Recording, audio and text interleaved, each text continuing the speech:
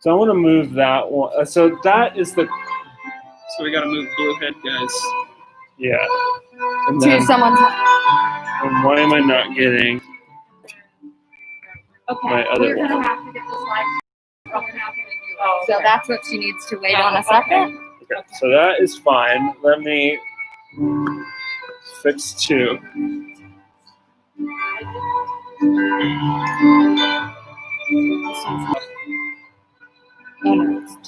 Oh, So I told him to do it like. Okay, so we want to. so that's that, right? That's that one. Why am I losing 2?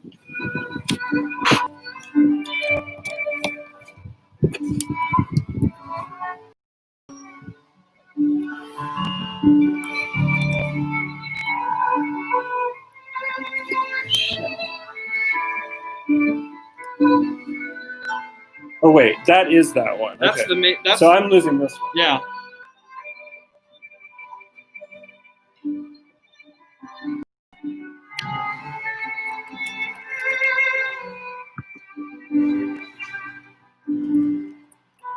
Got it.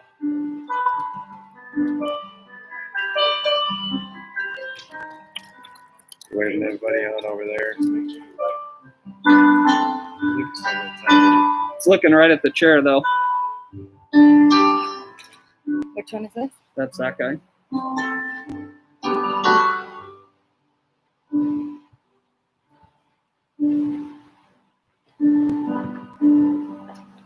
Oh. There's 2. Just keep short. And Elise is adjusting his floor. Yeah, I have an extra adapter if it should be okay. Uh-oh. No, that one tipped down. No? Oh, that's good.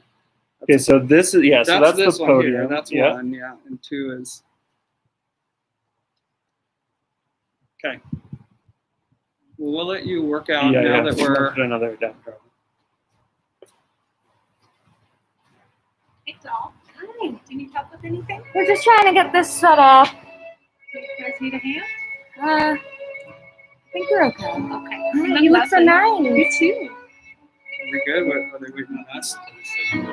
No, we have 11 minutes. We're fine.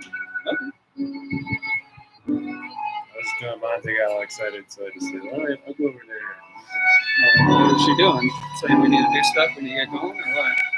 Just your mom and Oh, waiting. Look at this Susan first.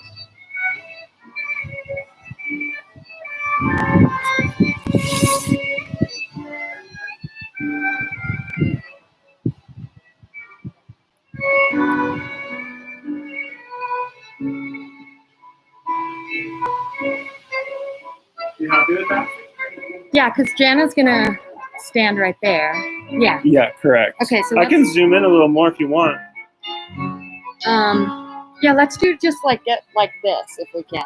Where's RL? And He's what? right there. It's on. Oh, right. All right, let's zoom in. Yeah, just like a little like that. This guy on the podium. Are you happy with that? Yes. Okay. all in our house in Alaska.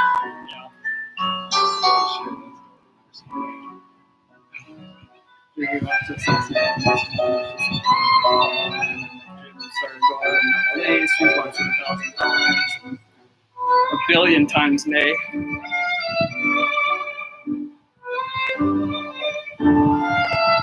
Close, but it's kind of aiming down.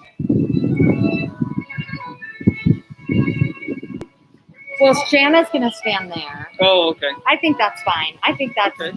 I would say just slightly up. So Yeah, I can pull it up. just Okay. bump it ever so slightly.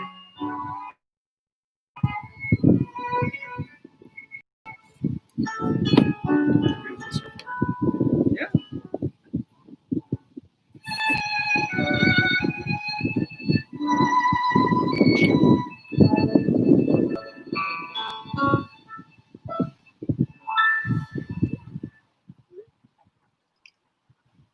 Okay. Good? I think it's pretty good, no? Or do you want to? that's fine. I think that one's good, yeah.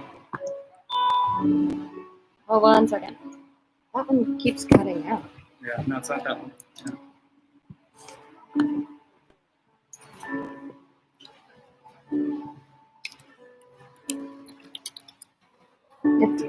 It's cutting out, yeah. All right.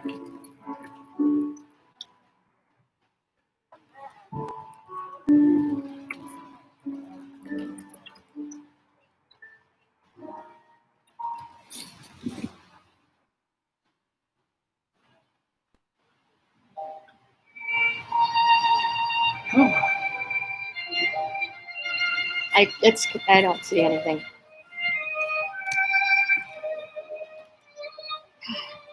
Okay. Oh. Almost.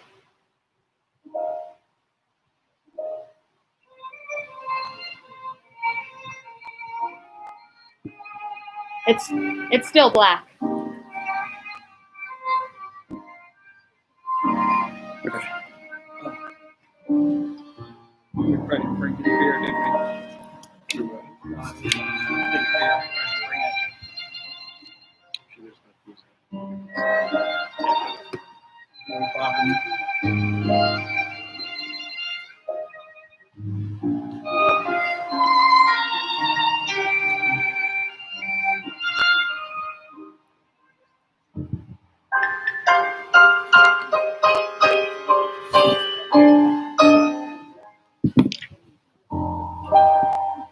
So Still like that. That's just comes in every now and then. no, that's one. All right.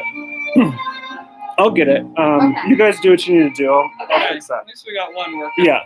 Thank you. And then if someone sits in Okay. That one. yeah. I think we're good there. If we try to not sit in those the end ones there. Okay, nobody's responded to my conversation, so. Okay, my mics are on. All right, so let's just get that fixed. Once Pete and Kevin, whoever gets here, I can have them watch it. Okay. But we'll get it back. Thank you, Brett. I mean, Yeah, this one's the main one. If Yeah, you yeah. want that we don't. Thank you so much. Yeah, you got it. Okay.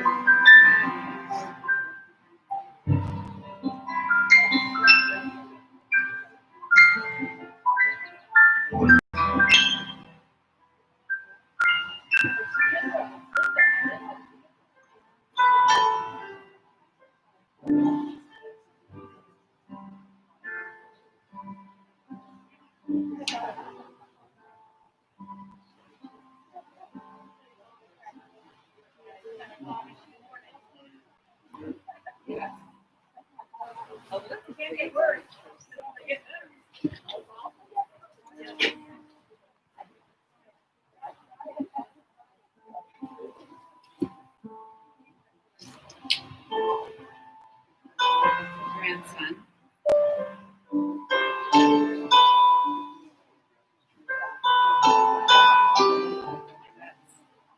Oh, great.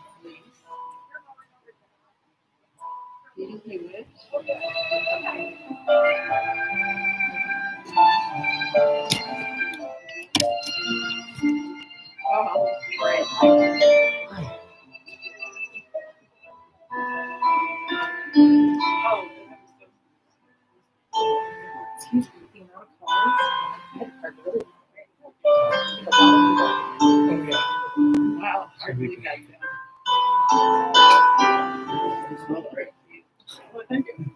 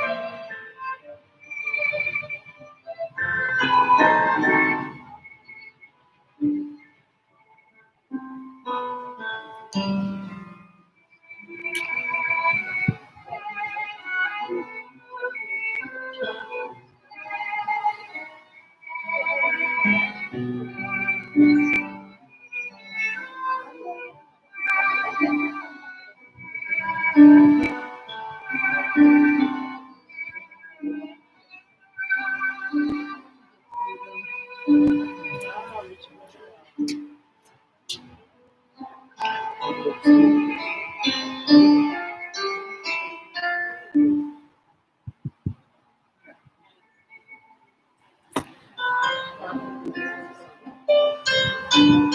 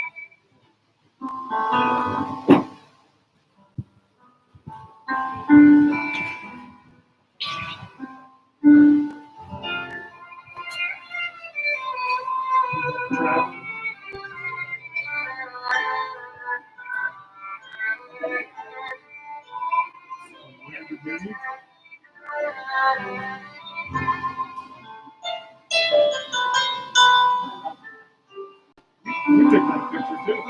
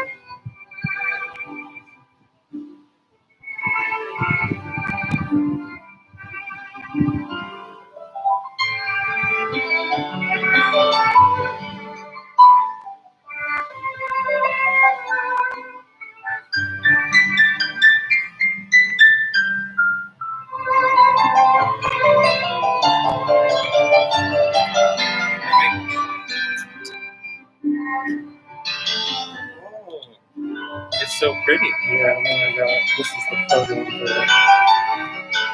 Oh, this looks good, dude. Yeah, it looks alright. Those are your cameras? Yeah, just the church ones. Cheapos, but they're consistent.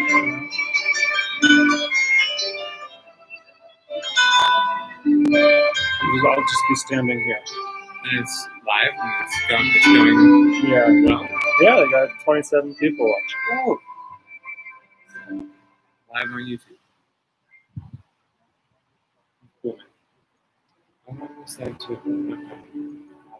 Oh, I don't have anything to do. So you can chill here.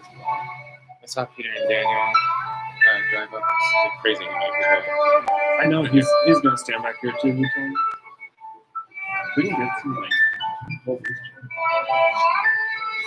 I'm okay to stand. Really.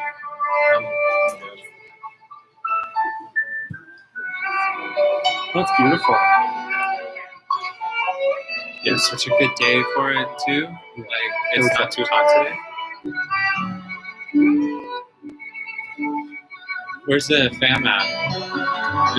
Oh, they just I walked see in. them.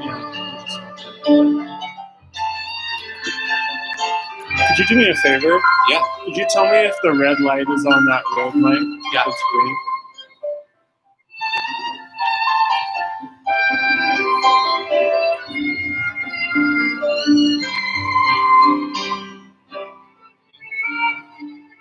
I have an extra battery just in case.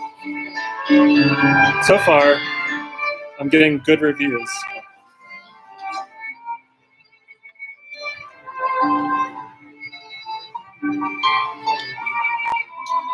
That's okay, right? They're not. The person's gonna stand right there. Yeah, that should be fine.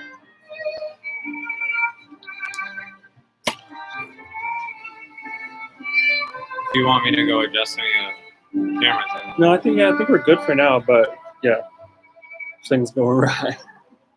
I've also got like walking like person. Wow, you should be.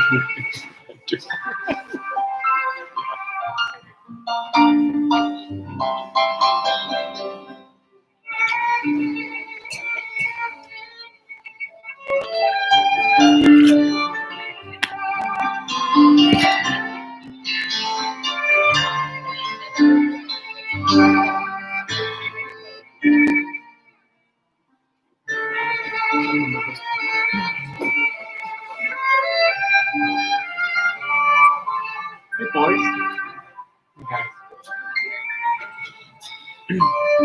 My A-temp is apparently here, but I can't find it at school. Like it got delivered, but I can't find it.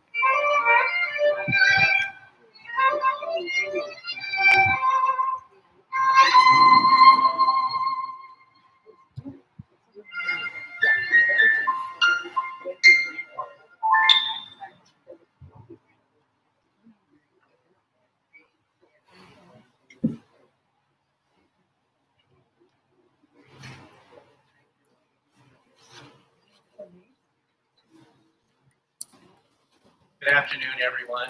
I am Reverend John Moreland from Light of the Mountain Center for Spiritual Living, and I am glad to see you all here today. And first, I would like to welcome all of you on behalf of Joanne and the rest of the family. They are touched and so happy that you are here to share this moment with them as we celebrate Dick's life. And I'd like to begin with a prayer, so if you could just join me as we center ourselves and know that the presence of God, the divine, is right where we are.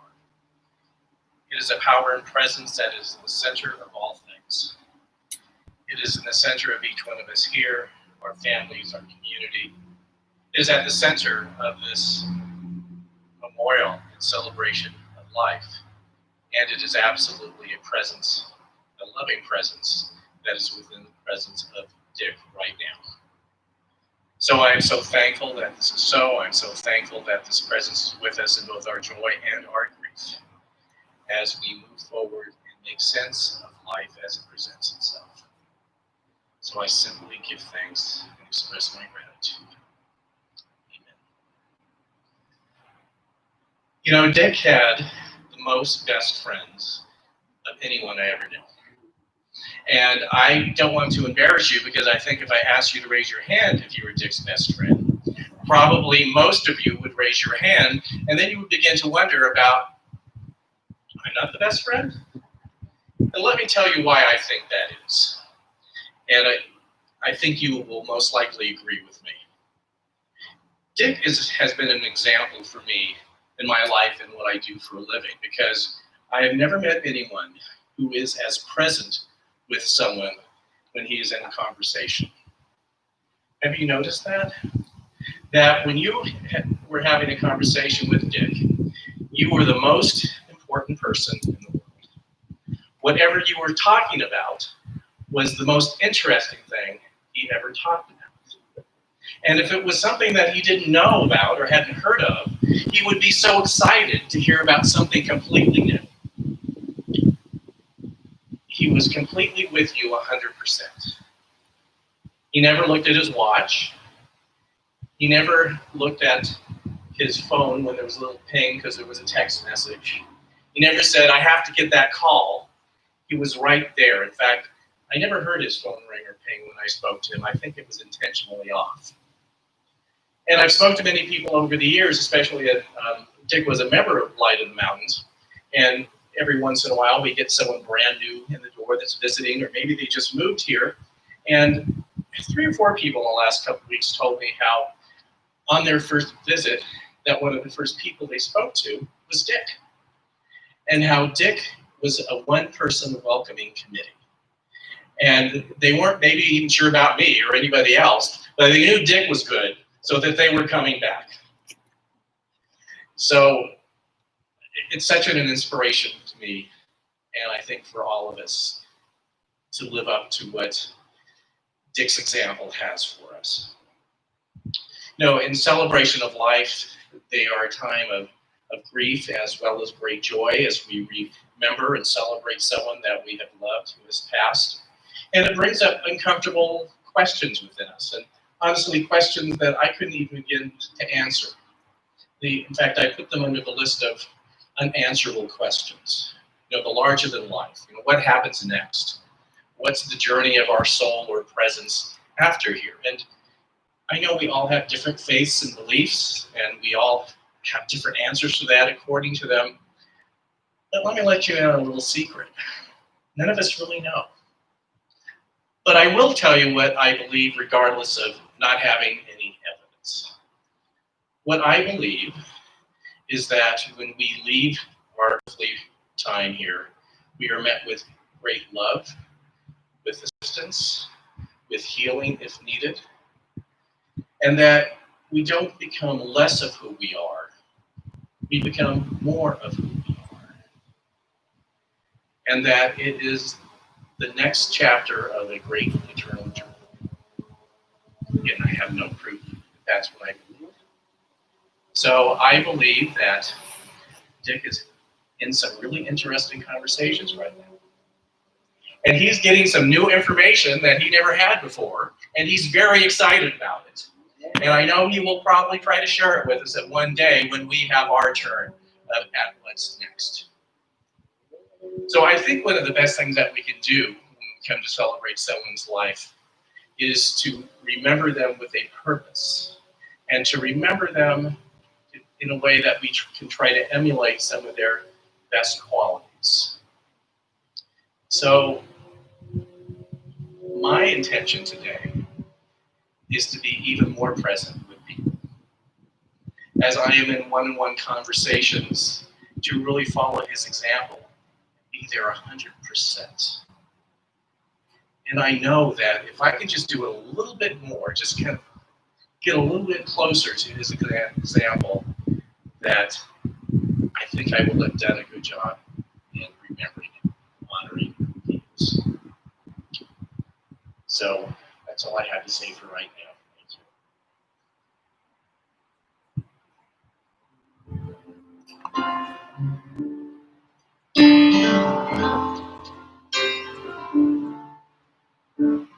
I heard there was a secret chord, David played and it pleased the Lord. But you don't really need reminding, do you?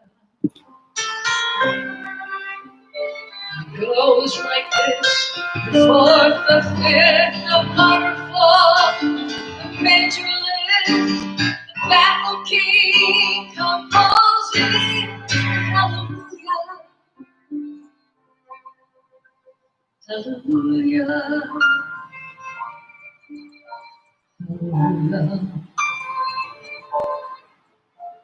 hallelujah, hallelujah,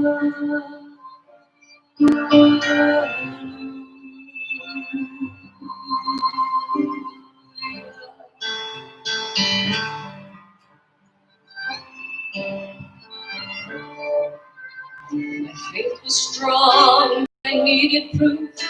I saw your radiance from the roof. The beauty of the moonlight melted through. Glory seemed to fill the air. The goddess moved without a care. From your lips I drew the hallelujah. Hallelujah. Hallelujah. Hallelujah. Hallelujah.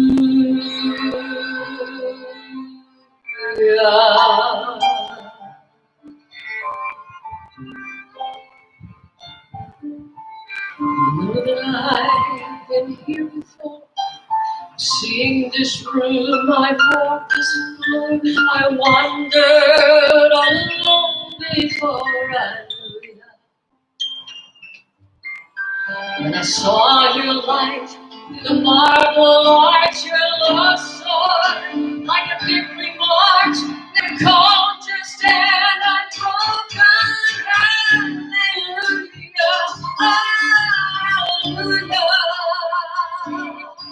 Hallelujah, hallelujah, hallelujah,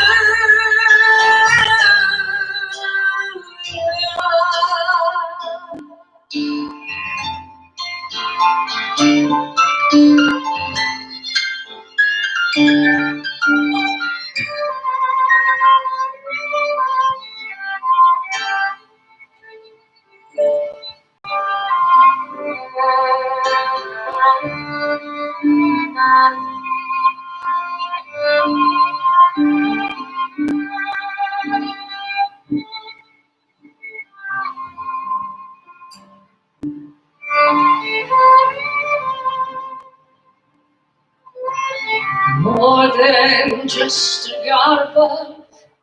All I've ever learned from love was from someone who absolutely knew me. She told me you're their voice at night, your perfect peace, love's pure light never cold, just in a broken heart.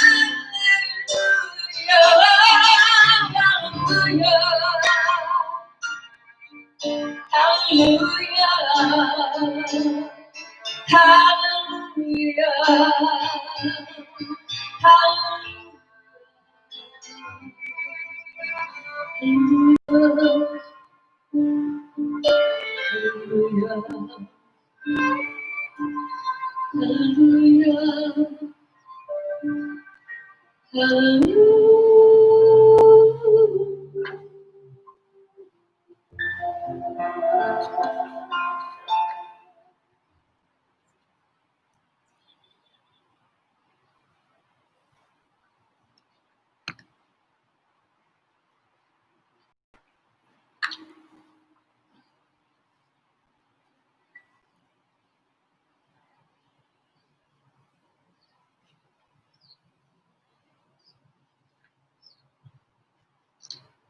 Good afternoon.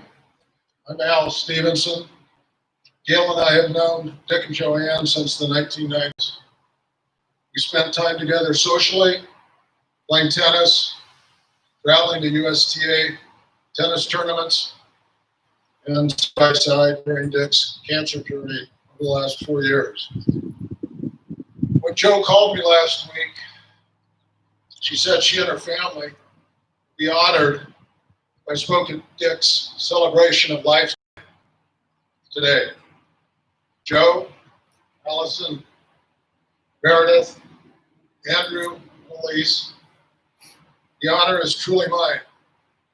I love Dick, and I'm truly blessed to have known him all these years. When I read Dick's obituary a few weeks ago, I was immediately drawn to the words,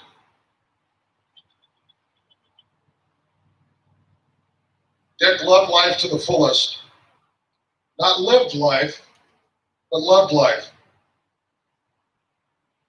I can imagine when Dick was born, he might have greeted his physician with these words. Hi, I'm Dick Wetherell. How are you doing today?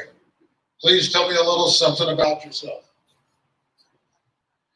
I don't know if Dick studied the Bible, but I'm absolutely convinced that he had his doctorate in the virtues of the Bible, more commonly known as the fruits of the Spirit found in Galatians. The fruits: love, joy, peace, patience, kindness, goodness, faithfulness, gentleness, and self-control. These biblical virtues were hardwired in Dick's DNA, and he practiced and lived these virtues each day of his life. From time to time, Dick, Joanne, Gail, and I would play mixed doubles. Lots of fun. Sometimes Dick and I would delicately suggest that we play a set against them. Little did we know we were playing against future national champions. When we played the ladies, Dick would get this little New England twinkle in his eyes, implying, let's do it, Al.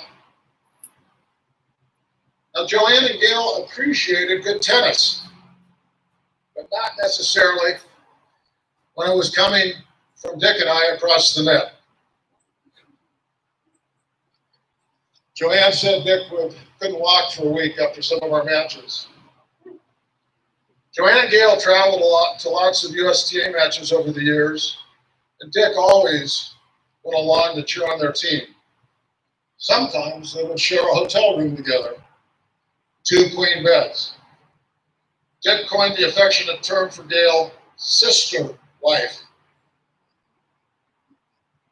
I know that every one of Joanne's teammates felt that they were also Dick's sister wives. 2013, when the 4 of us were coming off the courts at the Valley Club after a mixed doubles match, Dick, who was always looking out for others, told me he had a good friend and a business associate in Boise that was just diagnosed with cancer. We talked for some time in the fitness center lobby at the Valley Club about my suggestions for dealing with this diagnosis. Dick and I had talked numerous times about my personal cancer journey. Dick knew that I was diagnosed in 2008 with stage 4 bladder cancer with a 5% survival rate. I'm truly blessed to be cured and speaking here about my dear friend Dick. Joanne and I were standing on our front porch last Saturday, chatting about Dick and their life together, and she said, Al, I think you're here today to help all of us with these medical journeys. Jo called me in October of 2016 after returning from the national championships. She said Dick had cancer and wanted to know if Gail and I could meet to discuss next steps and lessons learned from our journey. We met on a Saturday morning. Dick listened intently. He asked questions and helped formulate a plan. Dick was an Army platoon leader during the Vietnam War, and a detailed plan was very important to him. He approached his clinical treatment with courage, hope, quiet resolve, and truly endless optimism over the last 4 years. Last Saturday, I spoke with Dr. Paul Montgomery, Dick's oncologist at Misty and the Boise VA Hospital. Paul trained at the Mayo Clinic and was one of the most caring doctors I know. Paul said, even though Dick was wounded by cancer, his focus was not about himself, but rather everyone around him. As a platoon leader, his job was to protect his family, his friends, the VA nurses, and the veterans getting care. Everyone else at the VA hospital was sicker than Dick in his mind. Once again, bottomless kindness and compassion. Paul also told me that Joanne was just the same. Paul was truly moved by Joanne's gentleness in June, as she and Paul carefully transitioned Dick from active treatment to Wood River hospice care. I shared some of Paul's heartfelt comments with Joe last Saturday, and Joe said to me, after some reflection, "That's very nice. Do they say that about everyone?" I responded, "No, Joe, they don't." Paul had gone on to say that physicians see the best and the worst in patients, and that Dick was truly remarkable, a most uncommon man. I looked up the definition of platoon this week. The obvious definition speaks to military terms of companies, platoons, and squads. The second definition was most striking. A group of persons sharing a common characteristic or activity. All of you here today were an essential part of Dick's community platoon. One of my favorite authors, David Brooks, wrote a book called The Road to Character. Brooks challenges us and himself to rebalance the scales between our resume virtues, achieving wealth, fame, and status, and our eulogy virtues, those that exist at the core of our being. Rebalancing provides an opportunity for us to rethink our priorities, strive to build rich inner lives marked by humility and moral depth. A moral bucket list, if you will.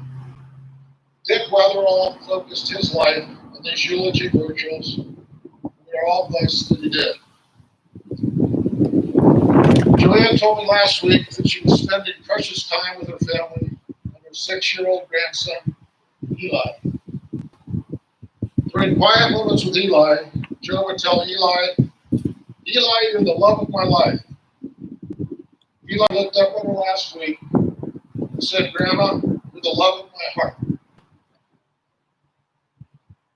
I've been singing the Skidmarink song to my granddaughter a lot recently.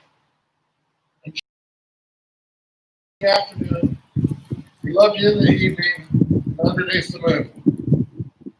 God bless you, Dick Wetherell. Godspeed, my good friend. I miss you forever.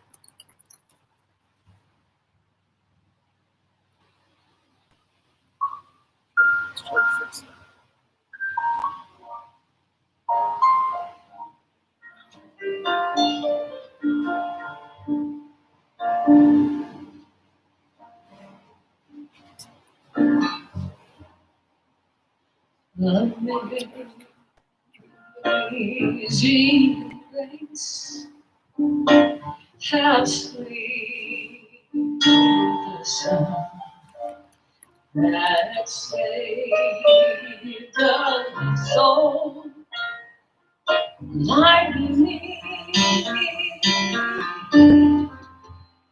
I once was lost, now I was blind, but now I see. 'Twas grace that taught my heart to feel.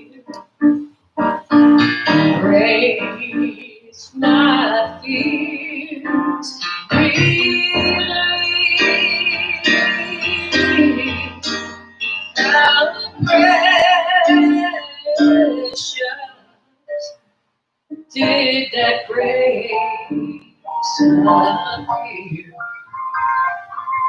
The hour I first believed. Through many, many dangers and toils and snares, I have already come to this grace that brought me safe thus far, and grace will lead me home.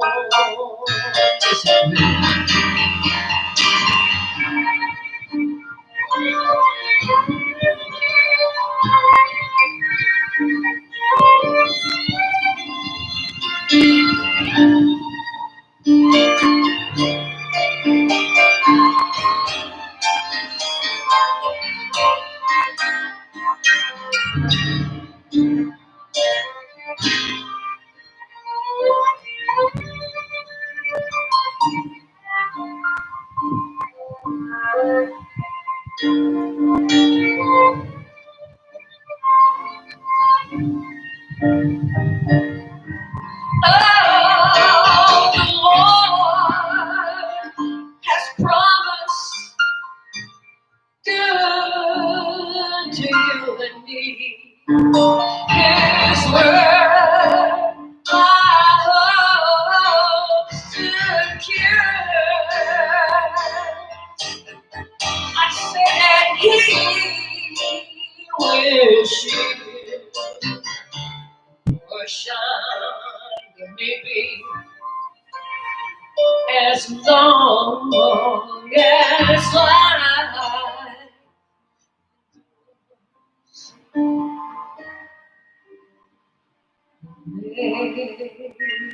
Lazy grace, how sweet the sound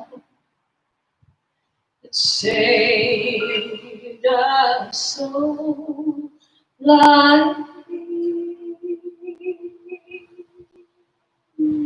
I once was lost, oh, but now I was blind, but now I see.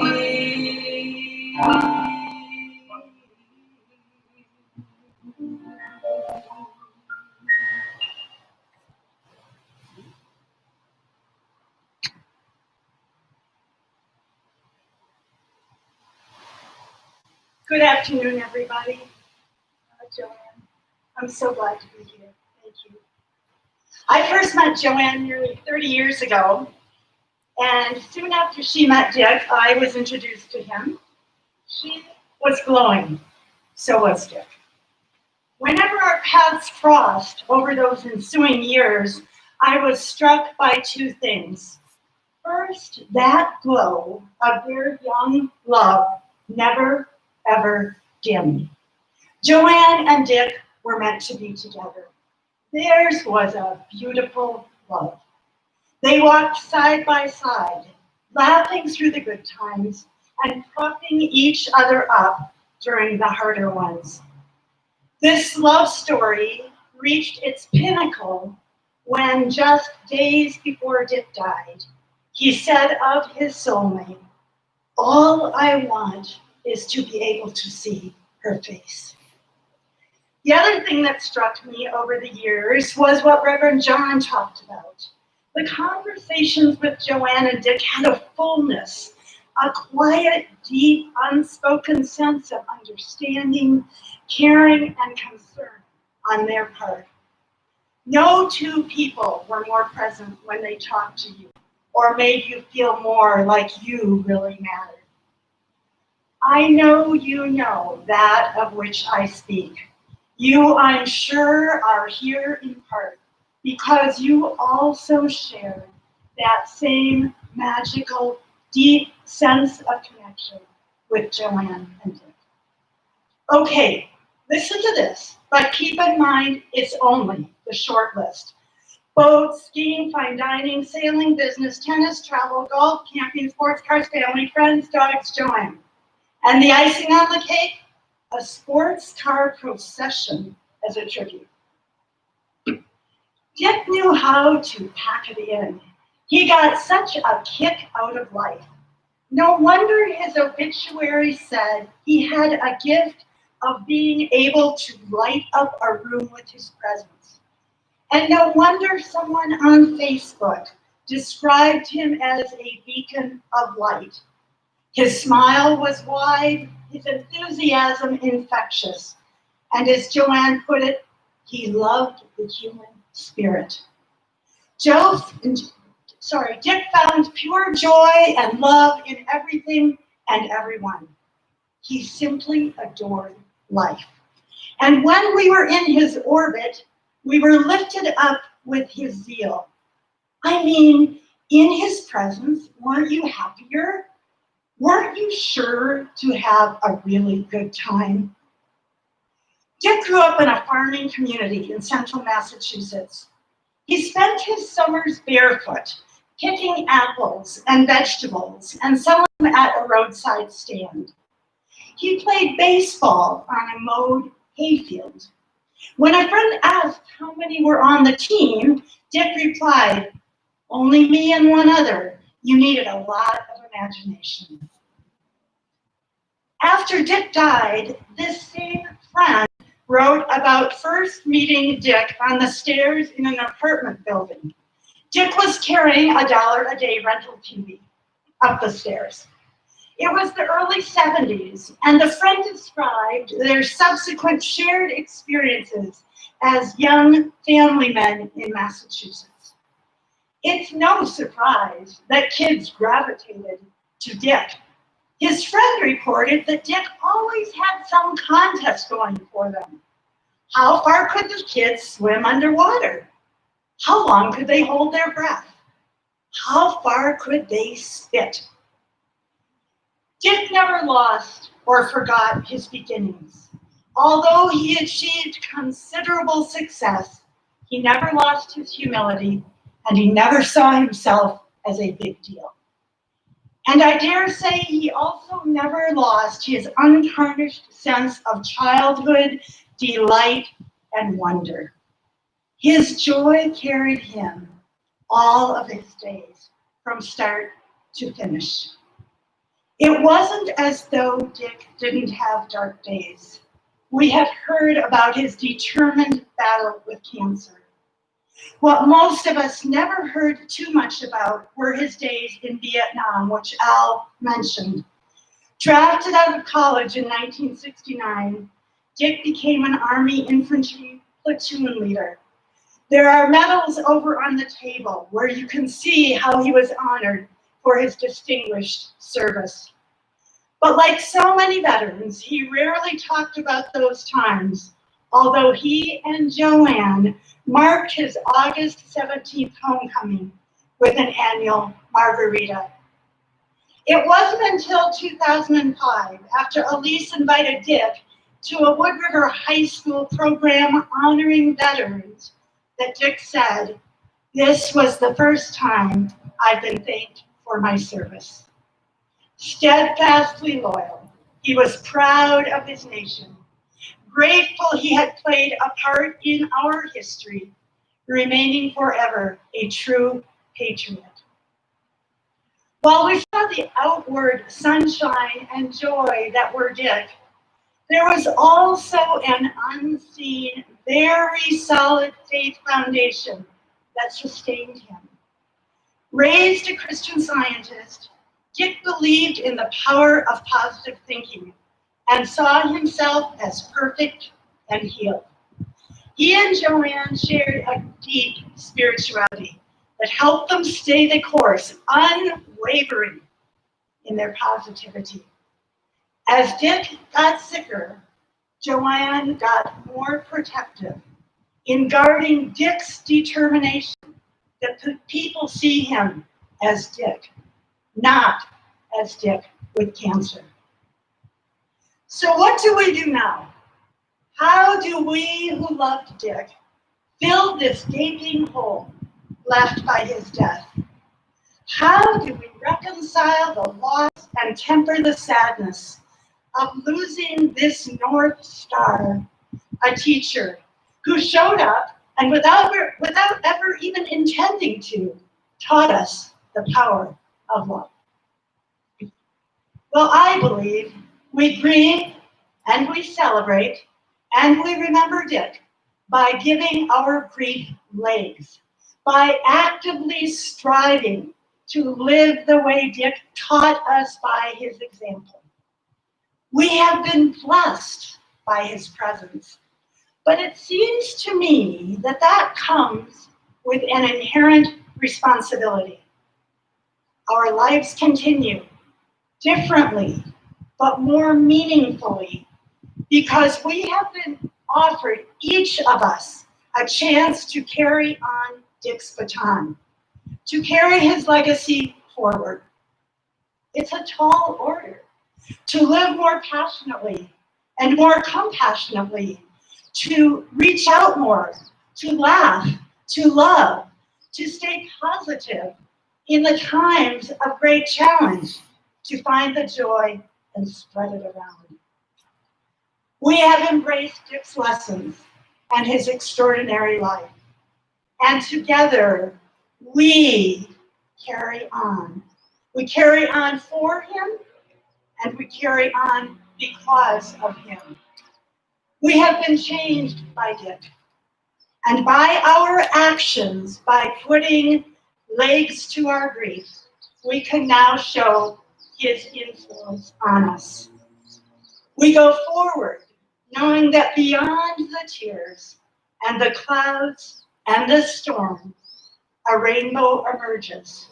The sun shines again, and we carry on, and our tears of sadness turn into a new and determined strength of character, just as Dick would want. Godspeed, Dick, Godspeed. We will make you proud.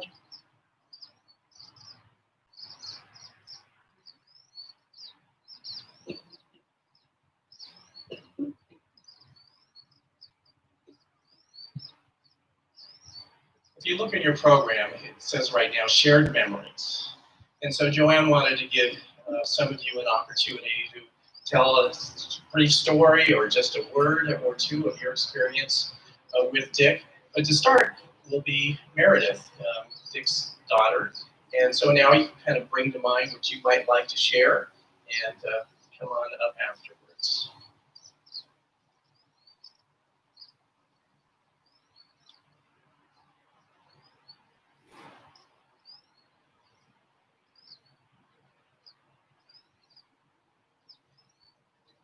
Hi everyone. Thank you so much for being here to share in celebration of my dad's life. Thank you.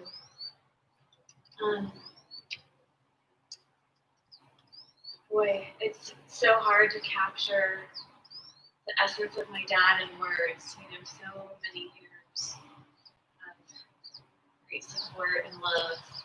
So it's just really hard to express that. He supported me and always wanted the best for me. He wanted me to be happy. He was the best dad I could have ever asked the heavens for. For over 40 years, he was a strong protector, advocate, and friend. He was an adventurer and lover of life. And he was an absolute lover of life even until his last breath. I know that. My dad was always very present in my life. He worked hard at his job all week when I was young, and he still had the time to tuck me in at night and say the Lord's Prayer with me when I was really young. I loved doing outside chores with him, yard work, work on the boats, we'd just be outside, raking leaves, a dog and a cat. And that was just joy to me as a child.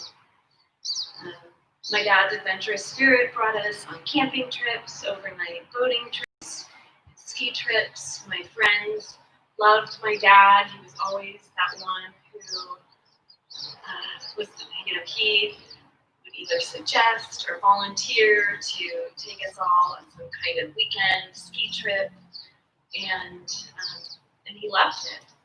It was never an obligation. He enjoyed it, and he loved to see us happy. He loved to see other people happy. For quite some time, when I was young, my dad would take my sister to get her weekly allergy shots at the doctor on Saturday mornings, and I always went along because we'd stop and have breakfast at Denny's, and that was just something we did every weekend. And going out to dinners, it was always special. My dad would take my sister and I, or just myself, out, and definitely I always felt like I was the center of his universe in those times. So it's really beautiful. He had a way of making everyone feel so special, important, and he just loved deeply. When I was about 6 or 7 years old, my dad brought me to the grocery store in the evening time. We often did that because he loved eating ice cream at night. That was something he did pretty much every night. So we went to the store to get some ice cream, and while we were, it was the early 80s, so while we were walking through the store, I was allowed to eat some Starburst candies that we hadn't purchased yet,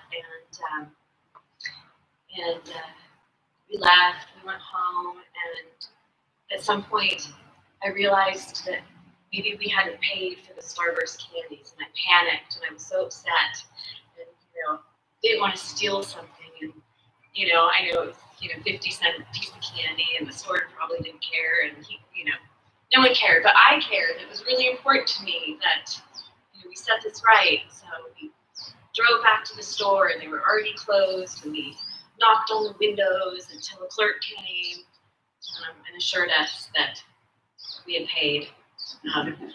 Whether or not we had, I don't know, but I felt better, and that was my dad. That's what he did. That was just kind of how he lived so many moments. And he continued to do these sorts of things as I grew older. He would joyfully drive me to friends' houses, or pick my friends up to take us places, or take me to driver's ed classes, or or to school in the morning. Oftentimes leaving his cup of coffee on the roof of the car, and it would fly off somewhere, shatter. That was kind of, he had a cup of coffee, and it would stay with him all day long, and it would be cold, and he'd either drink it cold or microwave it, or it was just all day long.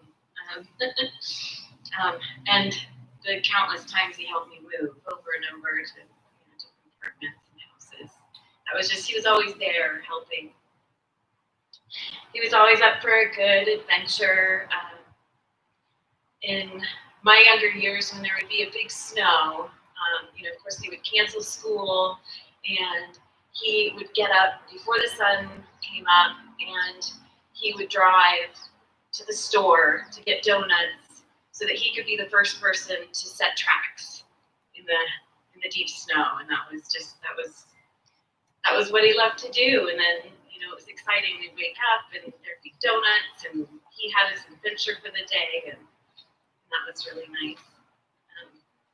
Even in my 20s, he brought me up one of these mining roads, and he thought it was the best thing ever, but I was looking out the passenger side and it was straight down. I was terrified. But, you know, once we got to the top, it was all okay. Let's see. I'm really, really grateful that in early June, I was able to come here and do my work remotely and spend some time with him. You know, it was probably the best one-on-one time with him I've had in, you know, well over 20 years. So really, really special. I was able to drive into the hospital to get blood draws and that sort of thing, and it was just nice to have that one-on-one time with him again. We'd sit at the kitchen table and talk, and you know, even going camping for the last time, and sitting by the campfire, and it's just amazing. And my dad and I sat in the hot tub at home, and he just beamed. There was Joe out there on the riding lawnmower mowing the grass, and you know, and we just were there, and it was like the best life. He just couldn't have wanted anything more than to be there right at that moment, watching that. And it was really beautiful, and I'm so grateful that I was able to spend that time with him. We were at the hospital, and he was getting some IV fluids, and I was in the waiting room, and he was sending me text messages, and he was saying, go home, go up on the top 40 and have a toddy. I'm fine, you know. So he was always looking out for everyone else. I have a million amazing memories with my dad. He is very, very special human being. I couldn't have been more blessed. And, you know, he's touched everybody's life. So, again, thank you so much for being here. And much love and blessings. Thank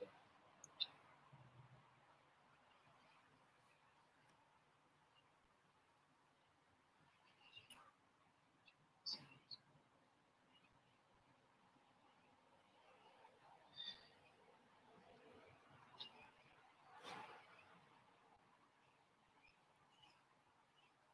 Andrew has something to read. Thanks, John. Eggs, milk. I just want to thank everyone for coming out today to celebrate the life of Dick Wetherell, an amazing human being, and the best role model I could ask for myself and for my son, Eli.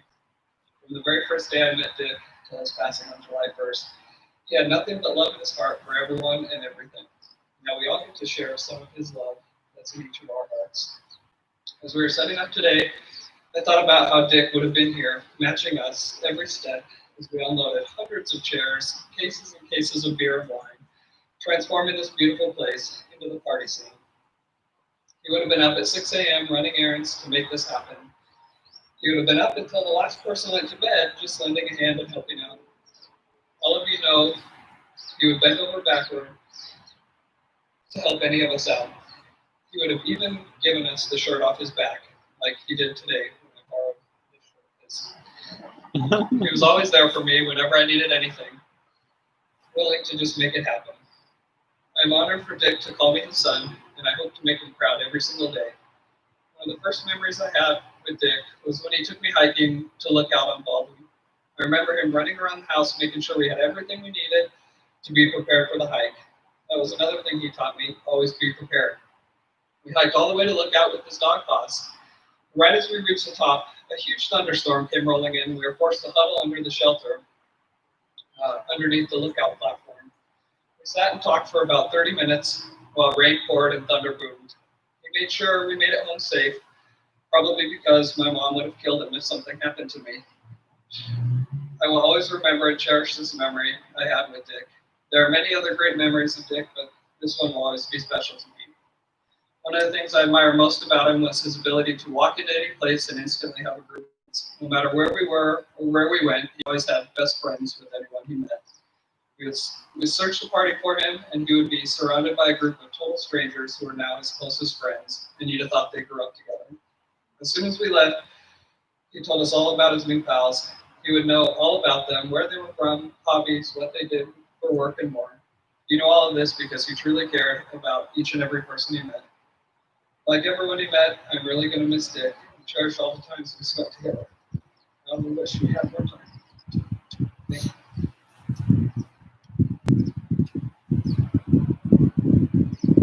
Well, now it's your turn. If we have a couple brave people that would like to come up to this scary microphone and tell a story or just say a word or two.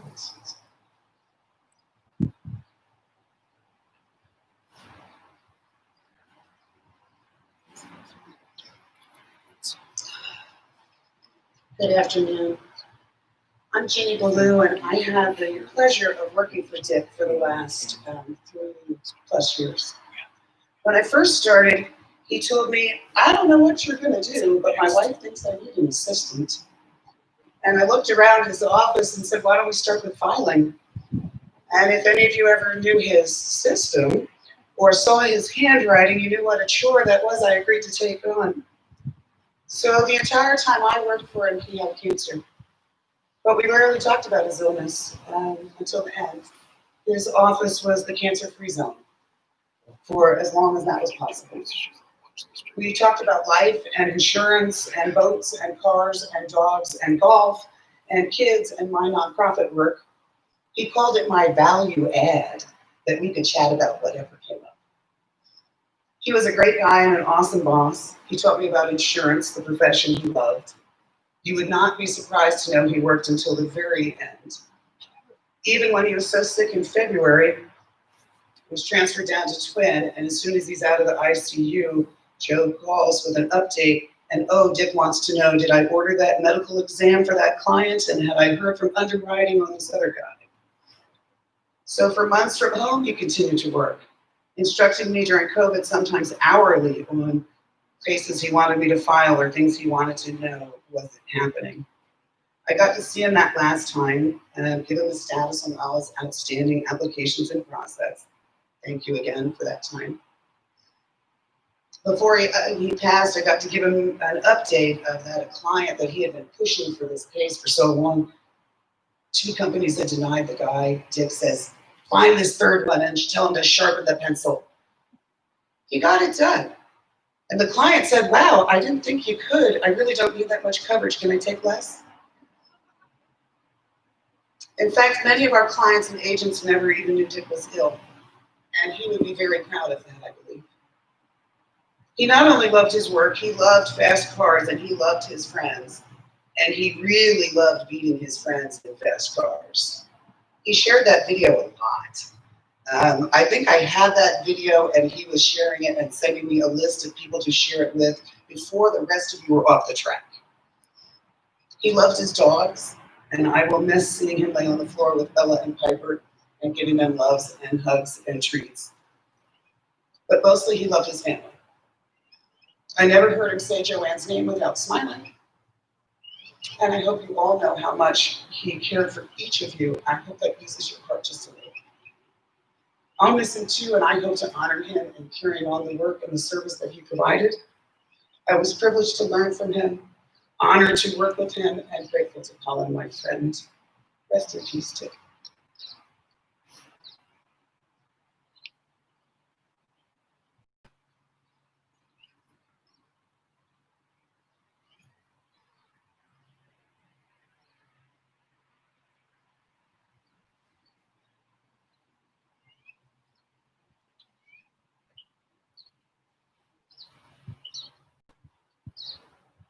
Hi, my name is Ravid Alma, also known as Deborah's husband.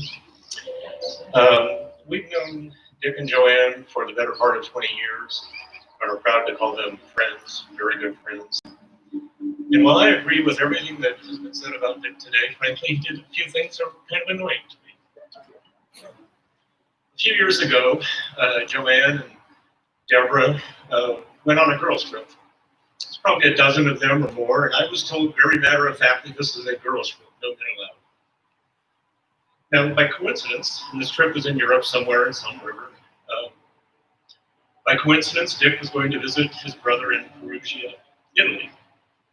But the next thing I know, a day or two later, I get a photo of Dick sitting at the head of a table with a dozen of these women.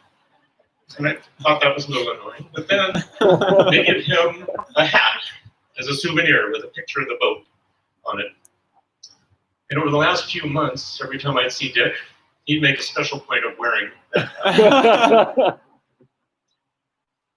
Whenever I play golf with Dick, he is the best swing. I mean, he is just a pretty golfer. He could beat the crap out of me with one hand behind his back, and I just found that quite annoying as well. And then, of course, you saw in the video like here a little while ago, and just mentioned his real love for fast cars. We have a group of us that go every year to Vegas. Weekend, we do some shows, dinners. But the main event is to drive exotic cars on a racetrack in North Las Vegas. And most of us, and you know, these are exotics. These are, you know, the Ferraris, the Lamborghinis, the Porsches, the Mercedes, whatever it is. And most of us are driving cars, you know, they're beautiful. I mean, it's a dream.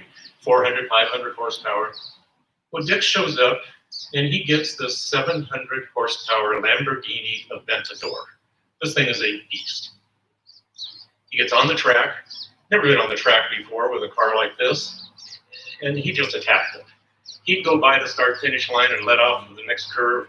Flames would be coming out of the back end of this thing. He truly had the fastest time. In fact, I think his professional driver instructor that was with him had to run inside and change his pants after the first time he did this. You know, every year we lose thousands of people. In fact, last year, 600,000 people lost the battle to cancer. But I am absolutely positive that no one fought it with more courage and more dignity than Dick.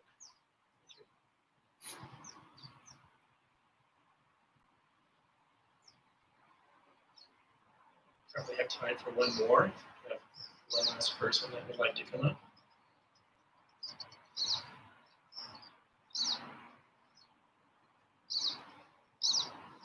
I guess we're done. Oh, wait. Here we go.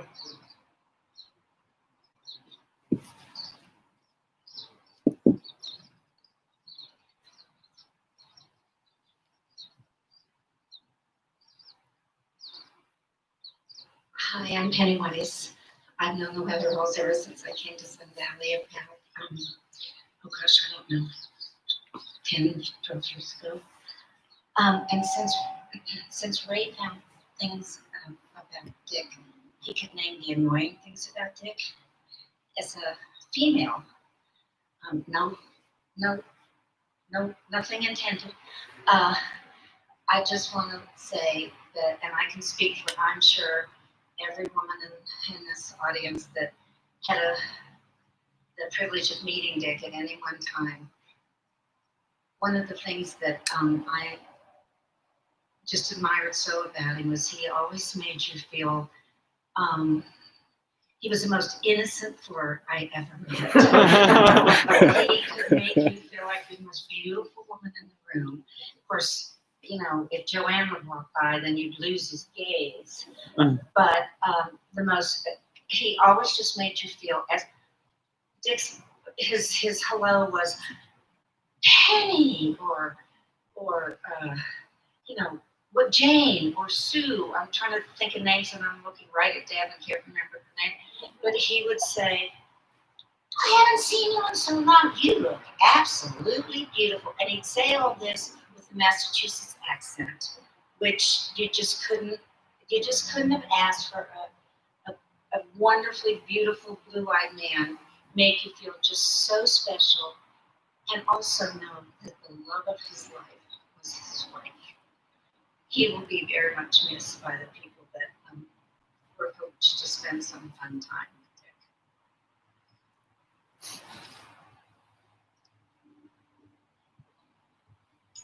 Dick. And now we'll have the color guard come up and presentation of the flag.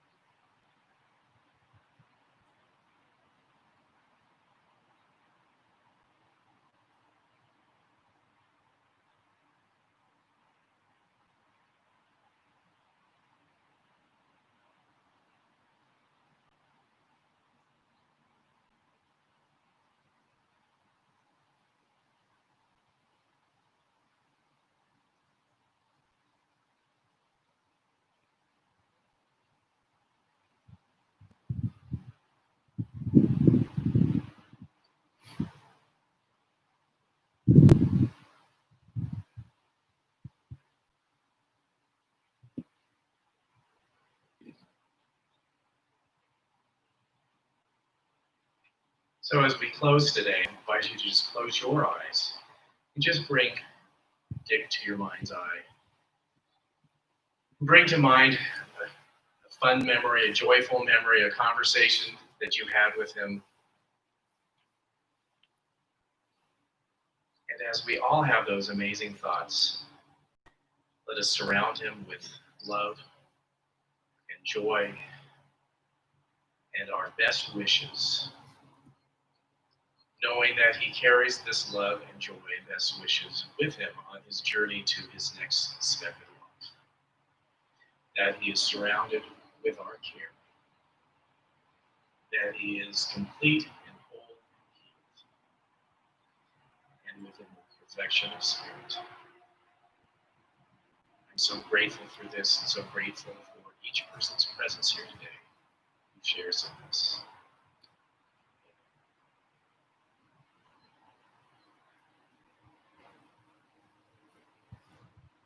And Joanne and the family would like to invite you to stay for refreshments and to share some stories with each other.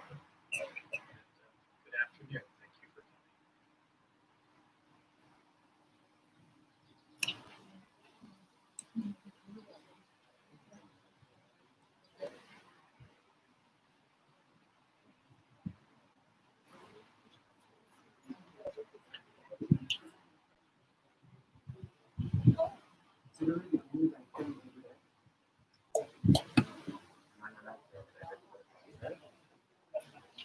Sure. You see the restrooms there?